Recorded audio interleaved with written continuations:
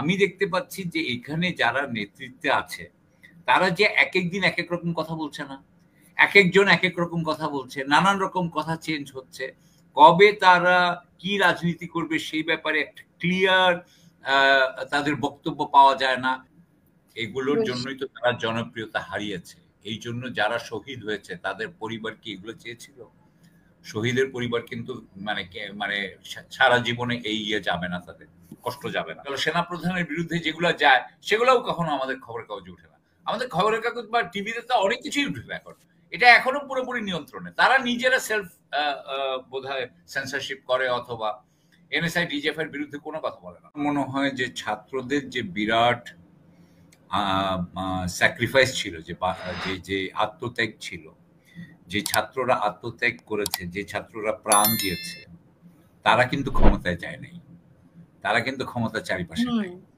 ঢাকা বিশ্ববিদ্যালয় থেকে তেমন কেউই মারা যায় না, কেউই বোধহয় নিহত হয়নি। নিহত হয়েছে যারা সেখান থেকে কোনো প্রতিনিধি নাই। এই ব্যাপারে রাজশাহী বিশ্ববিদ্যালয়ে কয়েকদিন আগে একটা বোধহয় গ্রুপিং দাঁড়িয়েছে, এবং তারা বোধহয় ৩-৪ ঘন্টা ধরে ওখানকার ট্রেন আটকে রেখেছিল। তাদেরকে আবার এখন বোধহয় আমি যাই না, তাদের আর কথা শুনছি না। কিন্তু তারা যেটা বলেছিল সেটা হচ্ছে যে ঢাকা বিশ্ববিদ্যালয়ের পাশাপাশি চট্টগ্রাম বিশ্ববিদ্যালয়, রাজশাহী বিশ্ববিদ্যালয়, জাহাঙ্গীরনগর বিশ্ববিদ্যালয় এবং অন্যান্য প্রাইভেট বিশ্ববিদ্যালয়, তাদেরও কিন্তু প্রতিনিধিত্ব থাকতে হবে। এই প্রতিনিধিত্ব না থাকার ফলে যে একটা সংকীর্ণ একটা নেতৃত্ব আমার মনে হয়েছে, এবং সেটার আমরা এক ধরনের দেখবেন যে এদের মধ্যে কিন্তু আদর্শ নিয়ে কারো কোনো কথা নাই, কে কোন পজিশন পাবে সেটা নিয়ে কথা আছে, কিন্তু আসলে অর্থনৈতিক পলিসি কি হবে, অথবা আমাদের পলিটিক্যাল অন্যান্য পলিসি কি হবে, অথবা ধরেন ব্যুরোক্রেসি নিয়ে পলিসি কি হবে, কি করব না করব, সেই সরকার কি করছে সেগুলো নিয়ে কোনো কথা নাই। সরকার যে এই যে আহতদের কাজ করতে পারছে না সেগুলো নিয়ে কোনো কথা নাই। ওটা খালি মুখে একটা কথা বলে দেয়, বাকিটা কিছু নাই। ফলে হয়েছে কি, আমার মনে হয় নেতৃত্ব যেখান থেকে যে আপোষহীনতার যুদ্ধ করেছিল ছাত্ররা এবং জনতা, সেটা যেহেতু তারা রিফ্লেক্ট করতে পারছে না, সেটা যেহেতু প্রতিফলন তাদের মধ্যে হচ্ছে না, আমরা যেটা দেখতে পাচ্ছি আসলে, আমি এখানে অত্যন্ত দুঃখিত। আমি কিন্তু এখন পর্যন্ত, আমরা তো বিপ্লবের পক্ষেই ছিলাম, শেখ হাসিনার বিপক্ষে যেহেতু ছিলাম, স্বৈরতন্ত্রের বিপক্ষে ছিলাম, আওয়ামী লীগের নিষিদ্ধ চাই, তাহলে আমরা আর কোথায় যাব? আমরা তো এই বিপ্লবের পক্ষেরই মানুষ। কিন্তু আমি দেখতে পাচ্ছি যে এখানে যারা নেতৃত্বে আছে তারা যে একেক দিন একেক রকম কথা বলছে না, একেকজন একেক রকম কথা বলছে, নানান রকম কথা চেঞ্জ হচ্ছে। কবে তারা কি রাজনীতি করবে সেই ব্যাপারে একটা ক্লিয়ার তাদের বক্তব্য পাওয়া যায় না, ক্লিয়ার পজিশন পাওয়া যায় না, কনসিস্টেন্ট পজিশন পাওয়া যায় না। এবং এটার আমার এক ধরনের মনে হচ্ছে যে তাদের মধ্যে, তারা তো গণ অধিকার পরিষদ থেকে আসছে, তো আমি একদম একদম ক্লিয়ার করে বলি, কারণ দেশের জন্য, জনগণের জন্য কিন্তু এটা খুব দরকার আছে। আমি সরি, এটা আমি বলতেছি, কিন্তু এটা আমার চোখে পড়ে, আমি হয়তো ভুল হইতে পারি, কিন্তু আমার কাছে মনে হয় এদের মধ্যে এক ধরনের পলিটিক্যাল অপরচুনিজমের টেন্ডেন্সি আছে। আপনি যদি অপরচুনিস্টিক হইতে চান তাহলে কিন্তু ঝামেলায় পড়বেন। এটা কিন্তু বিপ্লবের সময়। এই সময় কিন্তু আপনাকে কিন্তু মানে আদর্শ বেঁধে এই নেতৃত্বটা দিতে হবে। তো আমি আশা করব যে এটা যদি করতে না পারে ছাত্ররা, আপনি কয়েকদিন আগে দেখেছেন তো এই যে জরিপ একটা হয়েছে, সেখানে কিন্তু তাদের পার্সেন্টেজ সাপোর্ট ভালো না। সুতরাং তারাও নিজেরাও জানে যে তাদের কিন্তু জনপ্রিয়তা বেশি নাই। এবং আমি বারবার বলেছি যে বাংলাদেশের সরকারের, অন্তর্বর্তীকালীন সরকারের যে সমস্ত ব্যর্থতা জনগণ যেটা পে করছে, যেটা সাফার করছে, সেটাও কিন্তু তারা চাপিয়ে দিবে অনেকটা এই ছাত্রদের উপরে।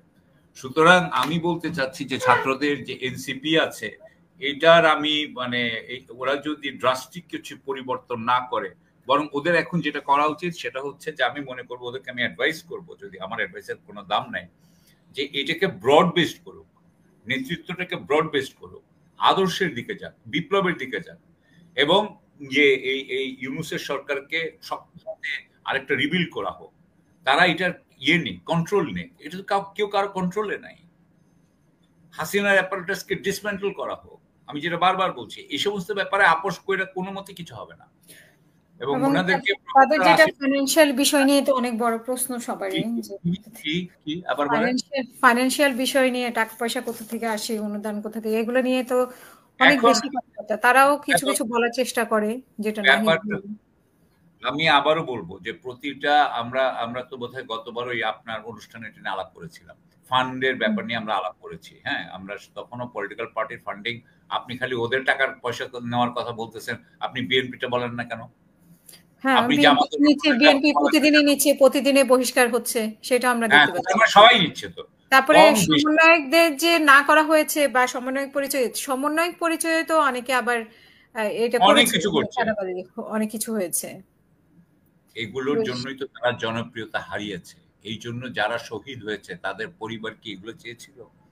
শহীদের পরিবার কিন্তু মানে সারা জীবনে এই যাবে না, তাদের কষ্ট যাবে না।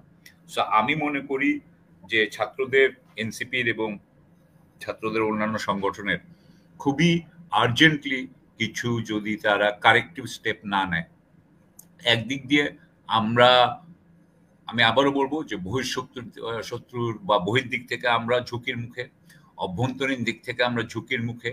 আমাদের কোনো কিছুই আসলে শক্তভাবে দাঁড়ায় নাই। হ্যাঁ, ডক্টর ইউনূস আছেন। ডক্টর ইউনূস জাতিসংঘকে এর মধ্যে ঢুকিয়েছেন, কিন্তু এখনো আমাদের মনে রাখতে হবে যে অর্থনৈতিকভাবে আমরা কিন্তু পাই নাই।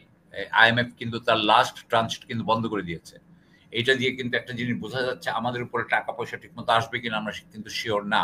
এখন পর্যন্ত আমরা শুনি নাই যে আন্তর্জাতিকভাবে আমাদের অনেক টাকা পয়সা আসছে। আমরা এখনো কিন্তু রেমিটেন্সের উপরেই আছি। কয়েকদিন আগে শুনলাম যে বাংলাদেশ ব্যাংকের গভর্নর বসুন্ধরার সাথে মিটিং করতেছে, বা বসুন্ধরা রিপ্রেজেন্টেটিভ সাথে মিটিং করছে। তাদের আপনার খেলাপি ঋণগুলোকে রিস্কেজুয়াল করা হচ্ছে। সো আমি জানি না যে, এবং আপনি তো জানেন যে সবাই বলছে এখন বসুন্ধরা সবাইকেই টাকা দেয়। তো কেউই তো বসুন্ধরার আর করে না। বসুন্ধরা বলতে খালি বসুন্ধরা বোঝানো হচ্ছে না, সেখানে অলিগার্কিকেও বোঝানো হচ্ছে। এই যদি অলিগার্কি থাকে, আমাদের দেশে তো কোনো অর্থনৈতিক আম আ অ যে আপনার ভাগ্য পরিবর্তন হবে না। সো আমাদের মানে অবস্থা আপনি নিশ্চয়ই দেখেছেন যে এই যে মামলাগুলোর কিন্তু কিছু হচ্ছে না। বিশেষ করে মুনিয়া হত্যা মামলা বা বসুন্ধরার যে অভিযোগগুলো হচ্ছে। রাইট, আইনগুলোর ব্যাপারে রাইট। কোনো আলোচনাই নাই না, আসলে। না। কোনো আলোচনাই নাই, এবং আসলে অন্যান্য অলিগারদের ব্যাপারেও কোনো আলোচনা নাই। না। অন্যান্য অলিগারদের ব্যাপারেও নাই, কারো আলোচনাই নাই। এমনকি আসলে তো এই যে মুস্তাফিজ যেটা বলে যে আকবর চলে গেল বা চলে গেল, সেনাপ্রধানের বিরুদ্ধে যেগুলো যায় সেগুলোও কখনো আমাদের খবরের কাগজে উঠে না। আমাদের খবরের কাগজ বা টিভিতে তো অনেক কিছুই উঠে না এখন। এটা এখনো পুরোপুরি নিয়ন্ত্রণে। তারা নিজেরা সেলফ বোধহয় সেন্সরশিপ করে, অথবা এনএসআই ডিজিএফ এর বিরুদ্ধে কোনো কথা বলে না। হ্যাঁ, আর্মির ভিতরে যে এগুলো নিয়ে কোনো কথা বলে না। সো এটা আমরা সবাই জানি। মানে আগে যেভাবে কন্ট্রোল হতো কোনো একটা জায়গা থেকে, এখনো কোনো একটা এখনো, জায়গা থেকে কন্ট্রোল হচ্ছে। কিছু নিউজ আসবে, কিছু নিউজ আসবে না। এবং এই সরকারের এই যে আপনি যে বললেন সমন্বয়কদের, আপনি যে বলছেন যদি অর্থনৈতিক কর্মকাণ্ড থেকে থাকে, হ্যাঁ, সেগুলোও কিন্তু আসে না। সেগুলো কিন্তু আমাদের এই হুম। সামাজিক মাধ্যমেই খালি কথা বলা হয়। এগুলোও কিন্তু টিভিতে আসবে না বা খবর কাগজে আসে না সাধারণত। So that's how it is. জি, অসংখ্য ধন্যবাদ আপনাকে।